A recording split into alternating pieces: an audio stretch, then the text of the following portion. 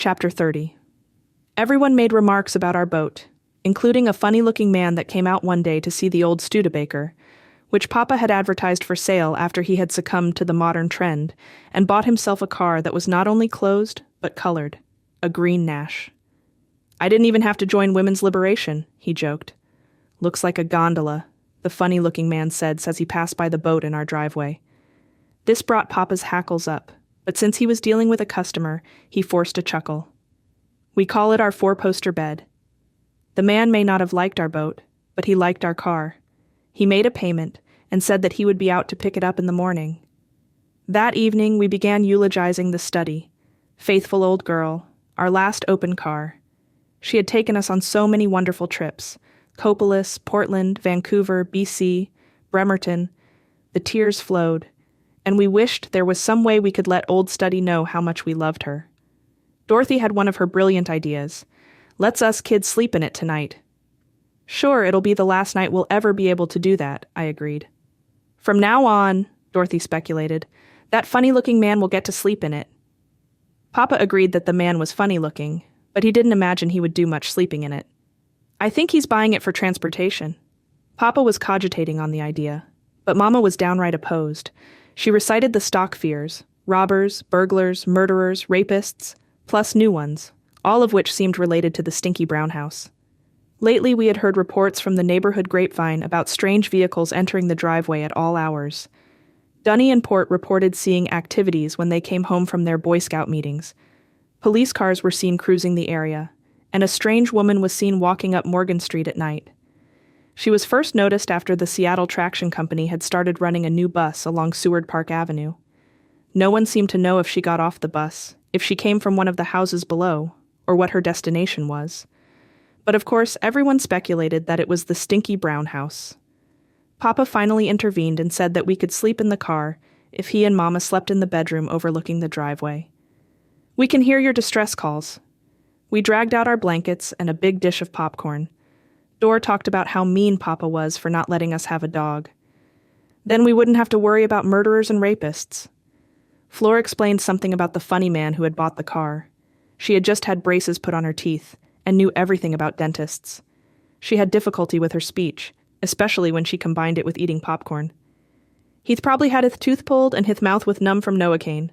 "Sure, that's what makes him talk so funny," I agreed. "Is that what makes his ears stick out?" Dor asked.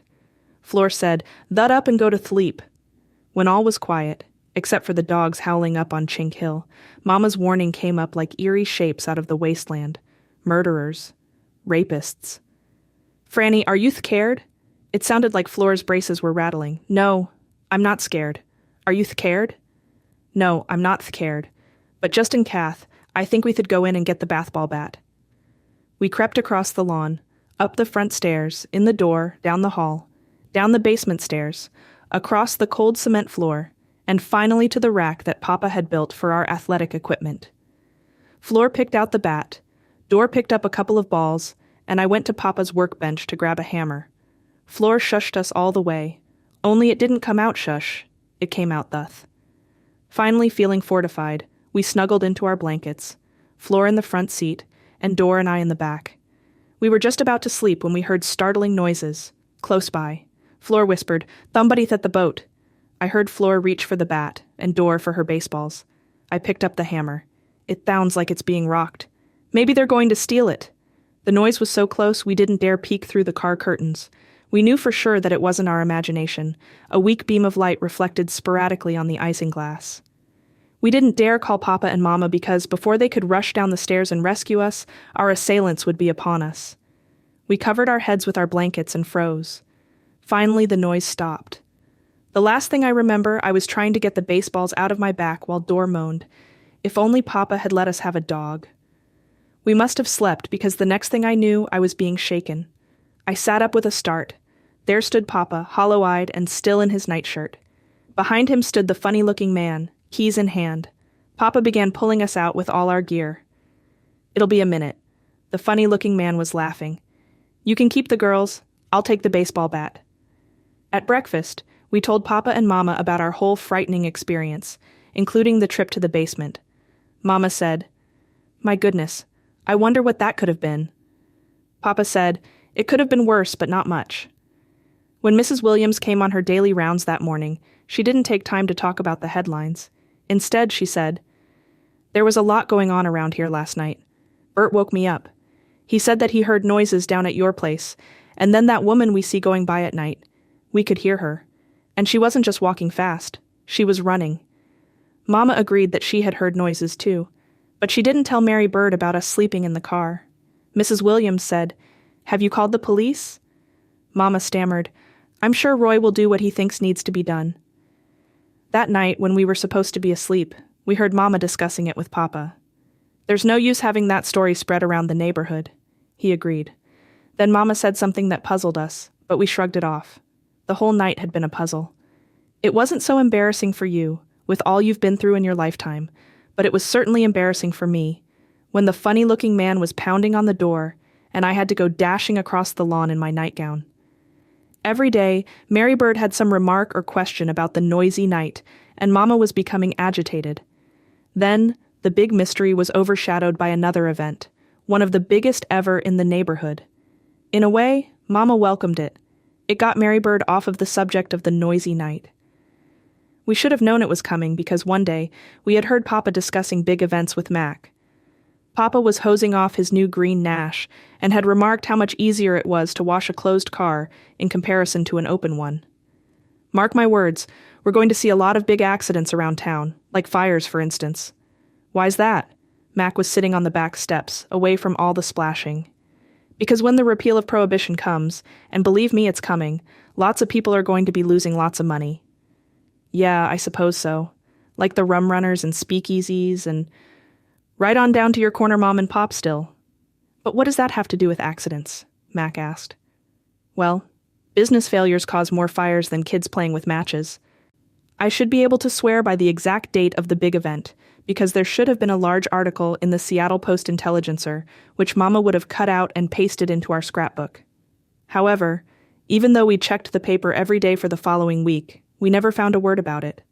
While I might not be able to report the exact date, I do know that Dorothy and I were playing in the sandbox. It must have been a Monday, because there were black bloomers flapping on the line. I was barefooted because Papa had been yelling at me for wearing my brown leather shoes in the sandbox. At first, I thought I heard sirens, but I figured it was Dor.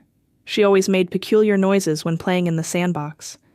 I realized it was real when Dunny, closely followed by Robbie Port and finally little Huey, went streaking through our backyard yelling, "Can't you hear the fire trucks? They've stopped at the top of the hill."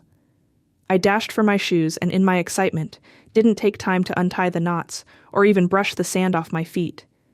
Even though I knew it was forbidden, I just shoved my feet in. As I shuffled on, I kept trying to ignore Dor screaming, "Franny, help me get my shoes on." At the back door, I was intercepted by Florence, who went streaking off toward the street yelling, "They've stopped at the top of the hill." It was kind of like hearing a train go by. Then Mama came out, scolding, ladylike, of course. "Why didn't you help your little sister with her shoes?" I was taking a shortcut through the black bloomers. It was one time I wasn't going to stop for Dor. The only thing that could stop me now was my own shoes. About every 10 steps, they were falling off. I was running at such great speed that it took 3 or 4 steps beyond where my shoes fell off, before I could get myself stopped and turn around to retrieve them. When I came out onto Morgan Street, I was met by Mrs. Fowler, who was in a fast walk trying to keep up with Stephen, who was speeding along in his usual clean-as-a-whistle state. She called out, "Frances Bigham, you're breaking down the backs of your shoes, and those are your expensive corrective brown shoes." By the time I got to the Williams, I could smell the smoke. Suddenly, I realized it was the stinky brown house. I could see a commotion of cars and people. My feet were hurting so badly that I had to sit on the rockery and pour the sand out of my shoes. Mama and Dor appeared, and Mama said, "Frances, you're breaking down the backs of your shoes." Dor streaked by in her neatly tied high-top tennies, calling out, "I'm going to beat Franny." It was like hearing another train go by. By the time I arrived at the fire, there were huge hoses running all over the ground. Water was spraying everywhere, and a big crowd of grown-ups stood all around as if they were planning to go in through the windows. I spotted Dor worming her way into the crowd, and I followed close behind, but was met with a wall of resistance. "Children only! The police had arrived with sirens wailing and were making their way into the center, screaming and yelling and pushing. "Step back! Come on, Buster, I mean you!" The man in front of me evidently knew who Buster was because he stepped back, right onto my foot. When I tried to get him off, he said, "Stop pushing." So it went, off into the sunset, so to speak. That evening, Mama made me soak my feet in Epsom salts, while she gave an object lesson about the rich banker's son who had died because he got a blister on his heel. Papa said that if I didn't learn how to take care of my shoes, I would receive a few blisters where they wouldn't be so easy to soak. The next day, I tied on my brown shoes and went up to look over the scene. It was certainly different. Deserted. No activity, no sounds, except for a bird who sat in the tree and sang, in spite of the fact that the place smelled like the time Mama had put a whole rack of sliced bread in the oven and then gone outside. I was depressed. I had expected to see a wonderful, huge pile of ashes, but part of the house still remained. It didn't seem fair, the biggest event we had ever had, and it was only a halfway job. You can't have everything. The important thing is, I learned a lesson from it. As Papa was fond of saying, it's important that we learn from our experiences. What I learned was, sometimes you have to fake it. I faked it. I couldn't bring myself to admit that I had missed most of the excitement because of the knots in my shoelaces. When Fleur said, "Did you see how high the flames shot? It's a wonder that it didn't burn down the whole neighborhood," I replied, "Yeah, I saw the flames." When Robbie said, "Did you see the fireman who got his pants caught on the ladder?" I answered back, "Yeah, I saw the fireman who got his pants caught on the ladder." The neighborhood exchanged stories for weeks. Soon I learned another lesson. Stories grow. With every telling, the stories got bigger and bigger. I began to suspect the storytellers, but so what? It was our only big mystery. Even Mac and Papa learned from it. "The booze in that still must have been pretty strong to blow out the top of the roof," Mac said. "Yeah, it makes me cry to think of all that bootleg gin going to waste," Papa said. Mama said, "Maybe they'll have a fire sale." This was not like Mama. She didn't like having bootleg liquor around the place, but she admitted that she would like to try a recipe for cough medicine that Ma Taylor had enclosed in her last letter. "Get 1/2 pint whiskey and put rock candy in it. All of it will dissolve. This cured a terrible cough I had once, when everything else failed." Papa said, "She probably took it all in one dose." All the neighborhood kids were angry about the lack of publicity. Portis thundered, "What does it take? It was an historical event." Huey, Port's little brother who had seen the whole spectacular thing, agreed. Dunny posed the question that he so often posed, even on far less spectacular occasions. "What are we paying our taxes for?" Robbie echoed Dunny's sentiments, even though, as we all knew, he didn't know a tax from a hole in the ground. Steve the Clean, who certainly knew clean from a hole in the ground, brushed a speck of ash off of his otherwise spotless knickers. "My mother says that it's going to be a big cleanup." Kat was brushing the mud off her shoes. "If they blew the top off the Smith Tower, you can bet we'd hear about that." Fleur liked to keep stories honest. However, on this occasion, she may have exaggerated a little. "It brought out all the emergency Thurvithes," I said, and then thumb. Dor said, "What's an thenthum?"